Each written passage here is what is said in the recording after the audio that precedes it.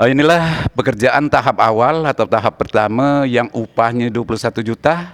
Di antaranya ini sampai ke depan sana yang arah Huma Wajih Haitami itu karena ada jalan nembus ke Ogan langsung ke berseberangan dengan Putih Besak dan Putih Kecek. Mungkin yang kelahiran tahun 60-an yang leman di dusun mungkin teringat.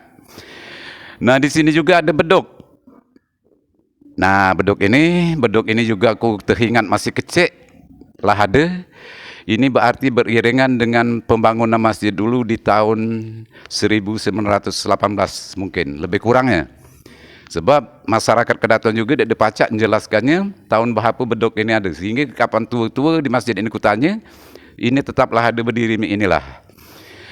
Nah, itulah tentang beduk. Jadi beduk ini difungsikan sampai minahi kapan dibunyikan. Masuknya waktu sholat ini tetap dibunyikan. Amun lebaran ada acara nitir. Nah, beduk rami-rami di sinilah. Inilah beduk yang kecil ini yang bawah ini yang pertama. Jadi kalaupun ada yang meninggal ini tetap dibunyikan ataupun ditabuh tanda adanya kematian. Jadi itulah tentang beduk.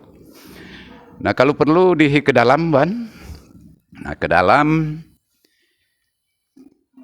mungkin pacak sebagian kami jelaskan, dan ini sementara tertutup ini bukan berarti dikunci, jadi masuk, cuman sekedar ngaman kian.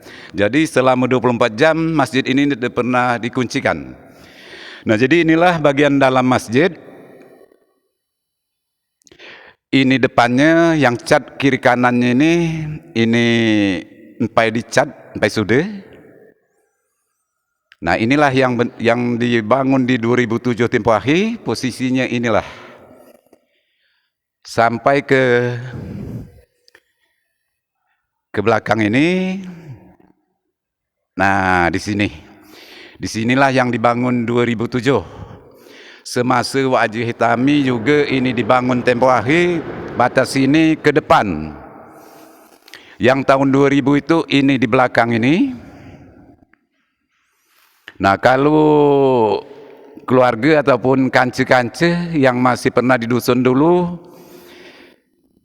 di kelahiran dia mungkin di kelahiran tahun 50 atau 60-an masih teringat mungkin sebelah hulu sana adanya menara kayu. Menara kayu ini kayu 4 batang ditegakkan oleh jemaah-jemaah tua di dulu.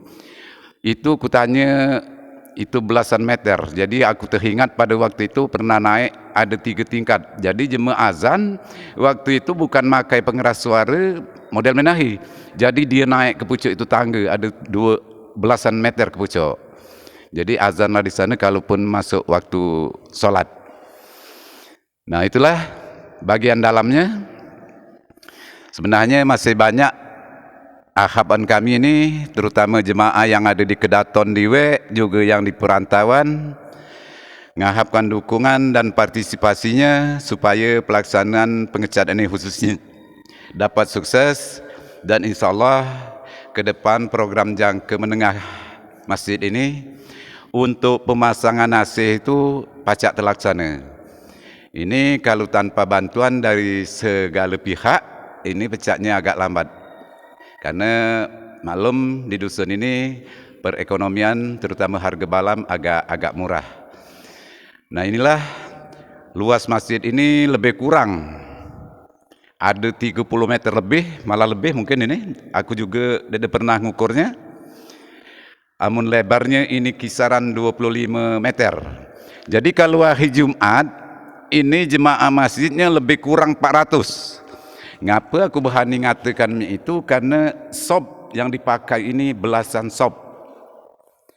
Isi sob ini antara 25 sampai 30 per sobnya. Jadi itulah kalau belasan sob berarti pacak mencapai 300 jemaah. Nah, jadi tadi juga kami usai sholat Jumat, aku ngajak kance-kance karena banyaknya sumbangan-sumbangan yang disampaikan ke masjid ini tadi. Termasuk sumbangan yang dari keluarga dan dari perantauan, di perantauan itu kami buka dan kami sampaikan sama-sama. Jadi sementara duit yang ada ini mencapai 23 juta. Mudah-mudahan untuk pengecat ini pecahnya akan tercapai.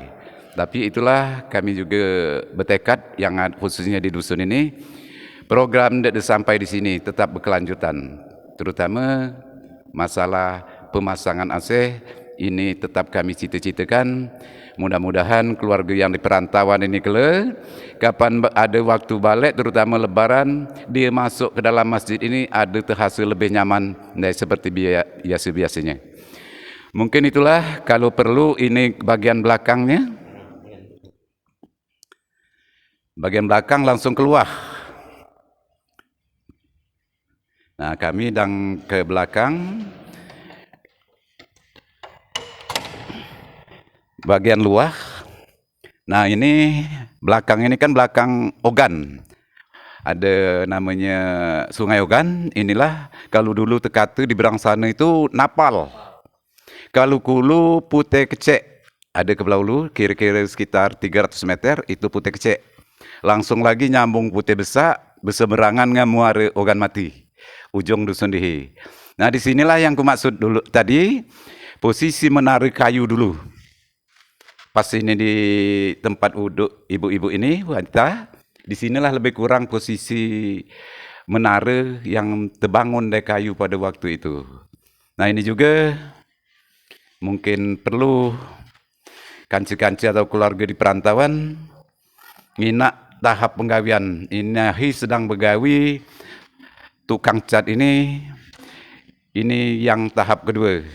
Nah, ini tangga ke pucuk ke lantai 2, kalau perlu dihi ke pucuk sekalian sambil nginak penggawian. Nah, minahi kami dang naik ke lantai 2. Ini tangganya ini dua ikut tangga. Sebelah ulak dan sebelah ulu. Ini berada kami ini di tangga di sebelah ulu. Nah, ini termasuk gawian tukang tahap kedua. Nah, jelas ini mungkin di tahap kedua sampai ke belakang sana pengecatannya masuk gawian tahap kedua. Itu masih nampak ogan ya, naik lantai 2 ini. Dan rumah-rumah warga, kinaan atapnya berarti posisi kami ini agak tinggi di lantai 2. Nah, minahi dihi masuk lagi ke dalam ke lantai 2.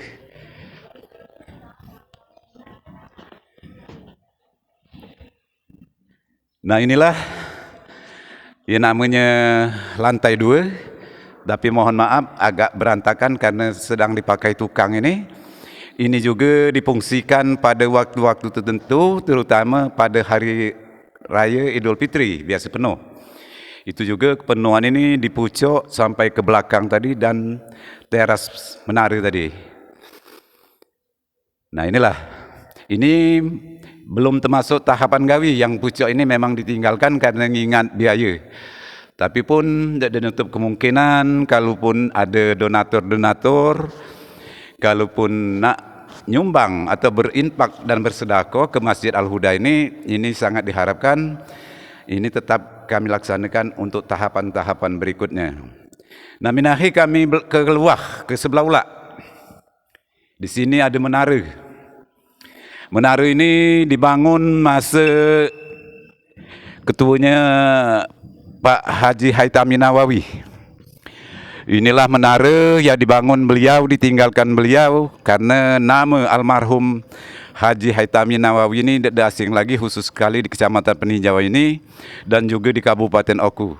Jadi banyak juga yang tua-tua di dusun ini masih ada tersisa bercerita karena beliau ini ataupun almarhum ini ngajar di Kedaton ini. Jadi banyak ilmu yang ditinggalkannya. Mudah-mudahan itu menjadi ilmu yang bermanfaat bagi almarhum. Dan anak-anak beliau ini sebenarnya tidak ngati lagi di dusun. Di perantauan gala, alhamdulillah nuhun kabar berhasil gala. Termasuk anak cucung Pangeran Haji Wancik yang sebelah rumah ini ada. Nah, itu kinaan dari jauh hatapnya. Itu rumah Pangeran Haji Wancik, itu di Minahi ada cucung yang nunggunya.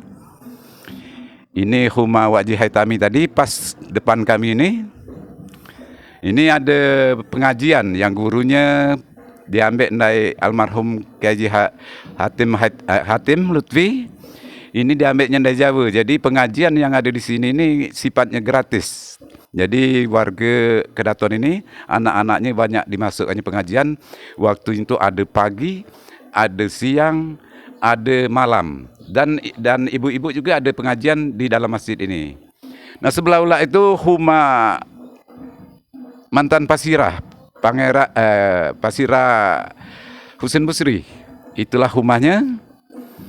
Kebetulan Minahi sedang kosong karena anak-anaknya juga ada di perantauan, yang di dusun juga lah ada rumah masing-masing. Jadi tinggal rumah itu. Mudah-mudahan rumah ini kalau ada yang nungguin, jadi di sini agak nambah raminya.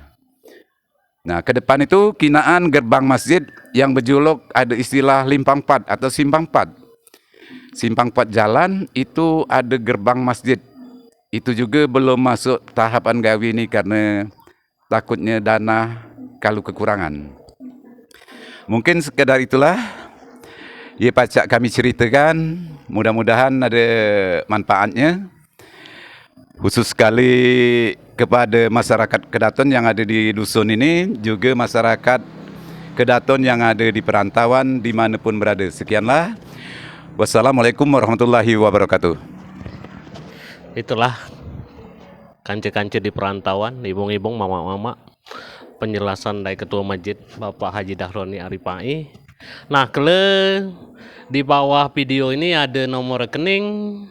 Nah, silahkan untuk yang nak nyumbang, yang ibaratnya nak membuat kaplingan di akhirat, inilah kesempatannya. Itu kan Pak Haji, terima kasih. Sekian itulah untuk keluarga dan kanci-kanci yang ada di perantauan. Mudah-mudahan diberi Allah SWT kesehatan, umur panjang, murah rezeki, hingga di masa-masa yang akan datang dapat dipertemukan di dusun ini. Karena kami juga kepingin bertemu dengan keluarga-keluarga yang di perantauan. Becak dulu adanya keluarga serumpun Kedaton. Ya, kebetulan waktu itu, ini nambah dikit, waktu itu ketuanya saudara Dharma Putra SH. Kami juga pada tahun 2012 kalau tidak salah, kepala desa pada waktu itu Pendi, kami pernah diundang ke sana mengadakan acara pertemuan. Ini sangat bermanfaat sekali bagi kami terhasa, karena waktu itu cerita yang dibawa dari dusun ini untuk pemekaran kecamatan Kedaton ini. Alhamdulillah rupanya berkesinambungan, berkepanjangan ceritanya tercapai. Hingga saat ini Kedaton lah menjadi ibu kota kecamatan, yang namanya Kedaton Peninjauan Raya. Mudah-mudahan ada hal-hal yang lain dan sangat diharapkan keluarga ataupun kanca yang ada di perantauan ini pacak balik. Karena waktu dulu mungkin kanca-kanca pernah terhasa kapan yang dari Palembang balik, dari Lampung balik, dari Muara Enim balik, dari Jakarta balik, galak berkumpul diajaknya. Dengan cerita ini tentang bukan saling jahatkan, cuma nak mana ditanyanya nak mana tentang dusun ini. Nah, ini maksud aku sangat bermanfaat.